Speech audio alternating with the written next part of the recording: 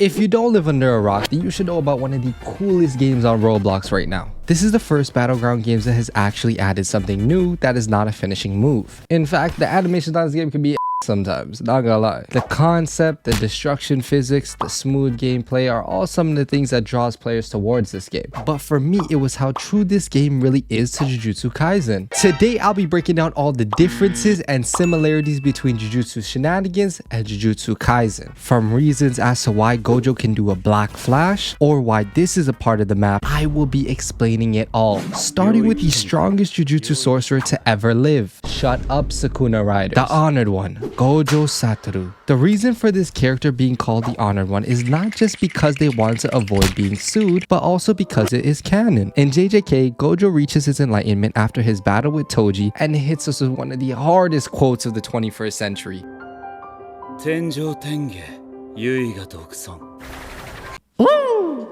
You can already see the Gojo influence by the black bandage you get on your eyes when using the Honored One. Now, to understand the moveset and powers of each character, I am going to have to explain their curse technique. Unfortunately for y'all, Gojo's technique is a little bit complicated, but I'll try my best. Gojo's curse technique is called Limitless, which is inherited from his family. The technique gives the user complete control of space at an atomic level. No, I do not mean this type of space. Due to this, the technique can be broken down into 4 sections. Firstly is Infinity. Try not to make this video hella long. It is a neutral technique which has the power to stop all things due to the infinite space between him and the object. Kinda like how 1 and 2 are next to each other, but in between those are infinite number of fractions. Meaning things cannot interact with Gojo while his infinity is active, as you can see. This is why in some JJK games you get an invincibility move, although that's not the case in Jujutsu Shenanigans. The next technique is Lapse Blue. And what you know, that's the name of the move. Blue is the byproduct of Gojo amplifying limitless and negative energy, producing a vacuum. Gojo can control this dense vacuum and use it to create a magnet-like effect. Lapse Blue in-game is a short to medium range attack that pulls your enemy towards you, where you then kick them into Narnia. You can see blue is being applied here to suck the enemies in, and one can infer that you also infuse your punch with blue to send them flying away. This is a known ability of Gojo that he explained to Yuta and Hikari. Another really cool thing about this game is when you finish off somebody with a specific move, it will give you a death animation. For example, when you're finishing off somebody with Lapse Blue, it will send them extra far into the air where you then pull in the environment and crush them. This was shown by Gojo when he destroyed the building to rescue Utahime and Meme. The next technique within Limitless, you guessed it, is Reversal Red. This is the exact opposite of blue. It creates a repelling force that is often shown being a condensed ball of energy. It is extremely powerful and is twice as destructive as blue. Reversal Red is a medium range attack that allows the user to shoot a red ball that explodes on impact or after it reaches a certain distance. And just like a lot of other attacks in this game, it can only be shot in a straight line and at ground level, although that is not the case for the anime. The reason as to why this attack still explodes even if it doesn't come in contact with something is due to Gojo's finesse to delay his red until he wants it to erupt. You can see the similarities between the game and the anime by the blast effect that the attack has on not only players but the environment. When you end someone with Reversal Red, it actually destroys their body into pieces, kind of like how Gojo did that coat rack guy during the Kyoto Goodwill event. That leaves one special property left of that CT, but I'm gonna skip it right now and talk about it when we get into the Awakening. The third move is called Rapid Punches and is a close range barrage of attacks that ends in a punch that launches you away. This is taken from Gojo's fight against Miguel in JJK 0. Luckily, Miguel's the only black person in JJK, so they couldn't kill him off. No, bro, that's not racist. 99% of curse energy is in Japan, so the fact that an African has a curse technique is really interesting. I swear. The death animation for this is hard as hell because it allows you to finish them off with a black flash. For the non-anime watchers, a black flash is a phenomenon in Jujutsu that greatly amplifies the user's physical strike when curse energy is applied to it within 1/1,000,000th of a second. It allows the user to enter a flow state where their attacks are multiplied by 2.5 and their curse technique is restored. Gojo is a confirmed user of the black flash and was shown in his fight against Sukuna. Finally is Twofold Kick, which is a close range attack that kicks the user down where you then do a 360 kick with the other foot that sends him into the air. This is again taken from his fight fight with Miguel where he sends his ass right back to the motherland. No death animation for this move though. Another thing about this game is that each character has a unique R ability that can be used in various ways, including comboing. The R move for Gojo is a teleportation technique that looks like this. In the anime, Gojo has been shown to be able to teleport under certain conditions due to his infinity, but not much is known about his TPing ability. In general, if you're looking at an opponent within a certain distance, you can almost insta-teleport to them. This can also be used with Lapse Blue to extend your combo mid-air and can be used with Reversal Red to attack the opponent behind their guard.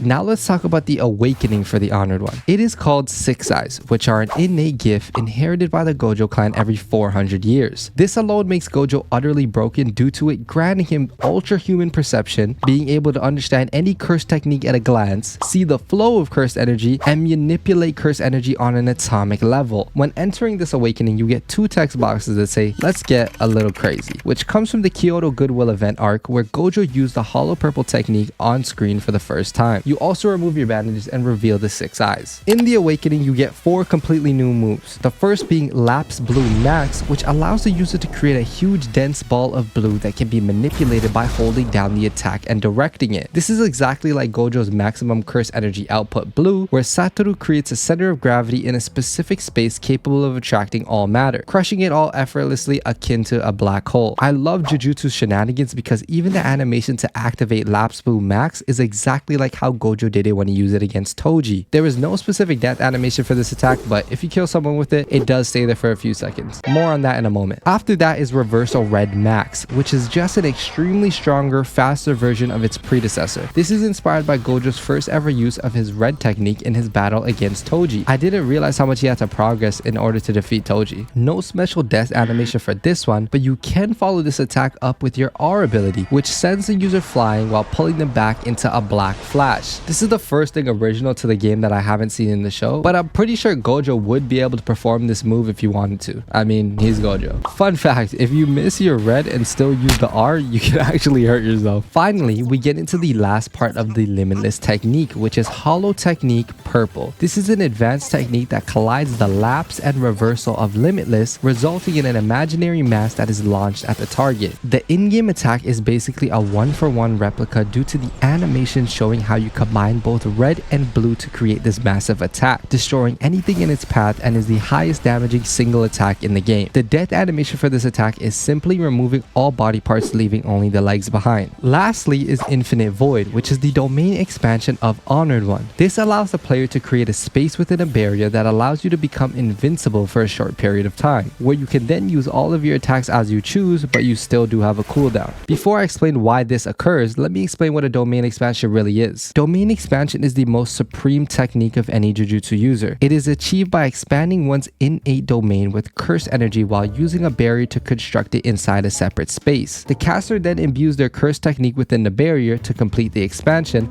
allowing them to deploy their ability throughout the domain. The reason why no one can move and this is above their head is due to the real unlimited void, a metaphysical space that floods the person's brain with endless information, restraining them from essentially using their brain. This is an example of a lethal domain due to it almost having a 100% guarantee in death if the caster chooses to do so. Oh, and remember when you kill somebody with Lapse Blue Max and it stays there? Well, if you then shoot a red into it, it will essentially create a nuke and destroy everything in a given area. This isn't a bug or a random thing they added. It actually is a reference to Gojo's 200% Hollow Purple he used against Sukuna. To create this new move, Gojo delayed his combining of both blue and red by setting up each technique separately until Sukuna was enraged, where he then combined both to create a Hollow Purple nuke as opposed to the regular attack. Although this is not in the game, I actually have my own domain expansion titled Like and Subscribe. If you don't, you're dead.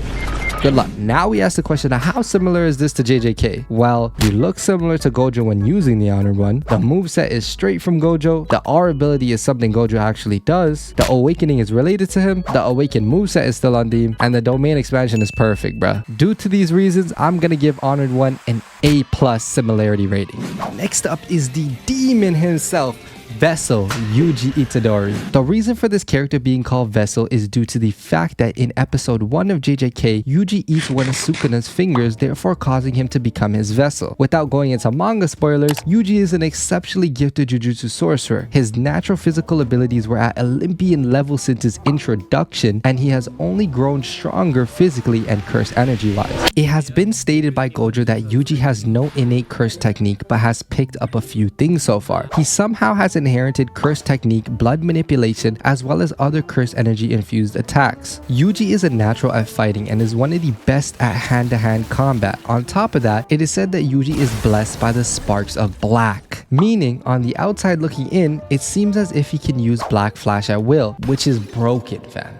In-game, you don't get any visual changes to show that you are the vessel, but it would be really cool if they added something like Yuji's shoes, you know, so you could identify what character you're fighting against. The first move from Vessel is Curse Strikes. It is a close-range combo attack that finishes with a kick that deals no knockback. This is taken from Yuji's second fight with Mahito during the Shibuya incident arc. The death animation for this attack is a continuation of the combo. You follow up by smashing them into the ground with a curse-infused attack shown by this blue animation, and then kick them mid-air across the room. This most likely comes from the same scene I just showed. This attack also changes if you do it in the air. It becomes a driving kick into the ground. This is taken for the battle against special grade curse spirit Hanami, where he delivers this kick that ends up being a black flash attack. And of course, since Jujutsu Shenanigans devs are goats, when you kill someone with this attack, you get a black flash death animation. Next is Crushing Blow, which is a close range smash attack. You infuse your fist with cursed energy, then smash the opponent into the ground, then grabbing them and smashing them down once more until their body bounces in the air like you finna hit an East Bay in the dunk contest.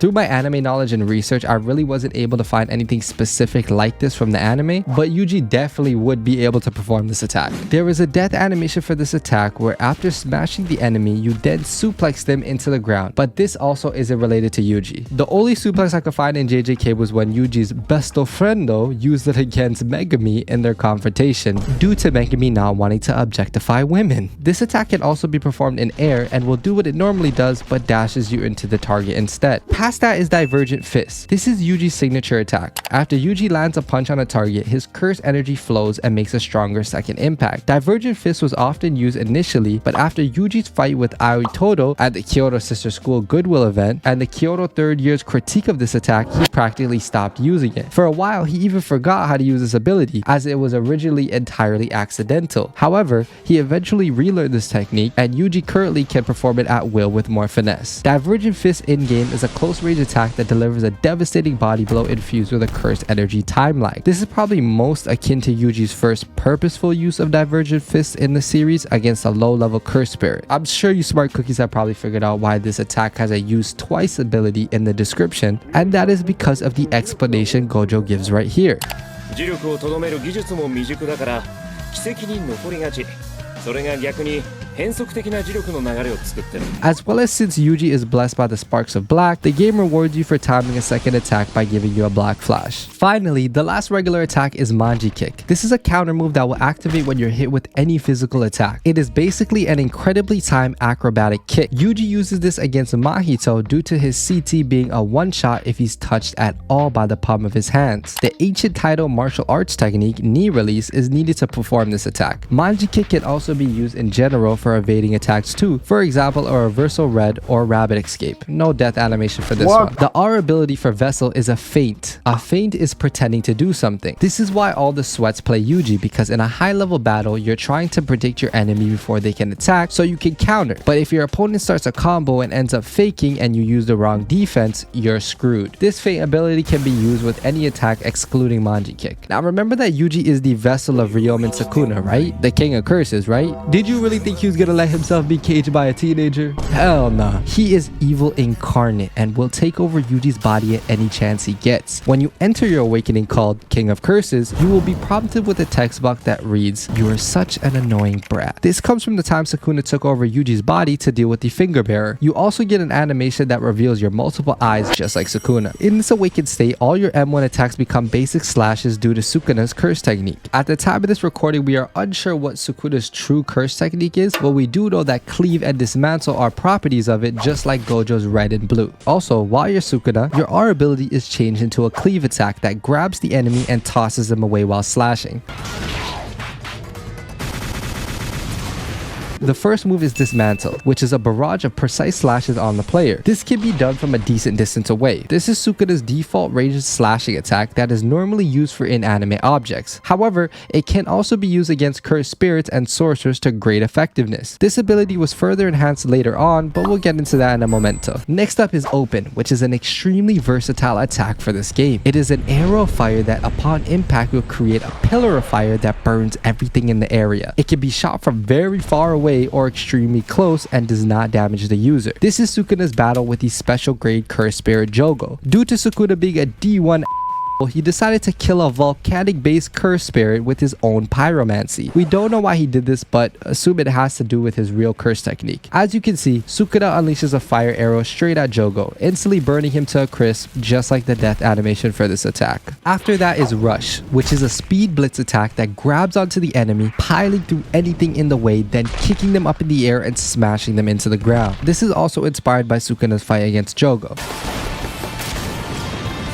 Finally is Sukuna's domain expansion titled Malevolent Shrine. This lethal domain expansion creates a Buddhist shrine decorated with skulls. Just like the game, while in the domain, you are bombarded with slashes. Unlike the game, Malevolent Shrine has a unique trait. It doesn't create a separate space using a barrier. By allowing an escape route, a binding vow is formed, which vastly increases the guaranteed hits effective area with a maximum radius of nearly 200 meters. This probably isn't in the game due to balancing issues. Sukuna also has his own special attack, just like 200% Hollow Purple. This is called the World Cutting Slash. I'm not going to explain it fully due to massive spoilers, but basically Sukuna's Dismantle has transcended space itself. By pressing 1, 3, 2, R, and R, you will recite incantations and then deliver this beautiful slash that cuts through anything. There is also a death animation, but another massive spoiler. But you can go check for yourself. Again, now we ask the question of how similar is this to JJK? No Yuji based visual changes, moveset is right from Yuji, the R ability is a little random but the Awaken one is on theme, the Awakening is exactly like Sukuna, and the domain expansion is similar but not perfect. Due to these reasons, I'm gonna have to give Vessel a B+ similarity rating. But damn, look at the time. If you guys want to see a part 2 to this video, please like and subscribe and I will teach you all about the Restless Gambler and the 10 Shadows technique. But while you wait, I have an entire series where I break down the similarities and differences between Roblox games and their anime inspirations. So go check that out. Millz Mafia out. Yeah.